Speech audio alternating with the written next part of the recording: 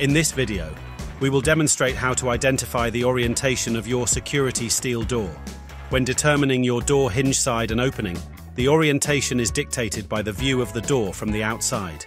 For single doors, the hinge side determines which side the hinges are on, regardless of whether it opens inwards or outwards from the outside.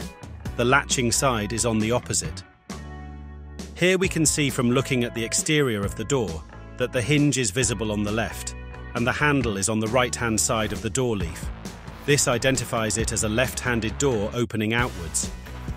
For the opposite, the hinge is visible on the right and the handle is on the left-hand side of the door leaf, showing it as a right-handed door opening outwards. If the door was to be open inward, then the hinge shouldn't be visible from the external view.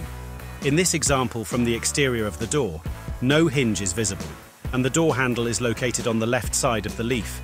This makes the door orientation right-handed opening inwards. Again, for the opposite, if no hinge is visible and the door handle is located on the right side of the leaf, then this orientation is left-handed opening inwards. For double door orientation, identify the active leaf. Look for the door that has a locking mechanism installed. This door is designed to open first, distinguishing it from the passive leaf. For more information on our range of products and home security, visit our website.